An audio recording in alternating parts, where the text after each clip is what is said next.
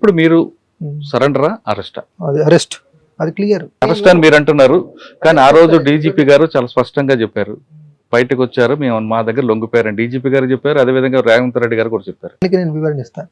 అంటే ఒక సోను సతీష్ లాగా మేము ఇట్లా సరెండర్ కాదలుచుకున్నాము అని చెప్పి, లేదా పార్టీలో ఉంటూ శత్రువుతో చేతులు కలిపి వెళ్ళి సరెండర్ అయితే సరెండర్ కదా.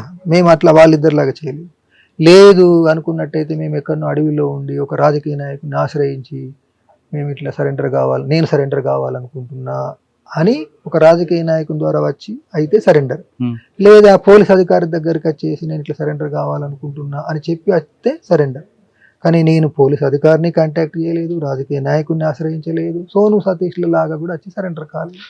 కాబట్టి నేను ఒక ప్రయాణం చేస్తుంటే ఒక దగ్గర ఆగి ఉన్నప్పుడు తెలంగాణ పోలీసులు వచ్చి అరెస్ట్ చేశారు. మీరు లొంగిపోయిన అంటున్నారు, కానీ వాళ్ళు అరెస్ట్ అంటున్నారు, ఏది కరెక్ట్ అంటారు? దేవ్జీ లాంటి వాళ్ళు అరెస్ట్ అంటున్నారు. అరెస్ట్ అంటే జైల్లో ఉండాలి కదా, బయట ఎట్లుంటారు? జైలు లేదు కదా, మరి దాంతో అర్థమైపోతుంది కదా. ఆ రోజు సరెండర్ అన్నారు, తర్వాత మనం అరెస్ట్ అంటాడు ఎందుకంటే? ఎవరన్నారు? దేవ్జీ. అది ఆయన ఇష్టం, ఎందుకంటే ఆయనకు ఉన్నటువంటి సమస్యలు ఏమున్నాయో అది చెప్పలేం కదా. అంటే మరి అంత పెద్ద మనిషి సరెండర్ అయితే ఆడడం ఏంది అని చెప్పి క్వశ్చన్ చేస్తారేమన్నా భయంతో అంటున్నాడేమో. అంటే ఒకవేళ అరెస్ట్ అయితే ఆయనకి ఇవ్వాల్సిన రివార్డ్ రాదేమో. కాదు కదా మరి, కాబట్టి అరెస్ట్ కాదు.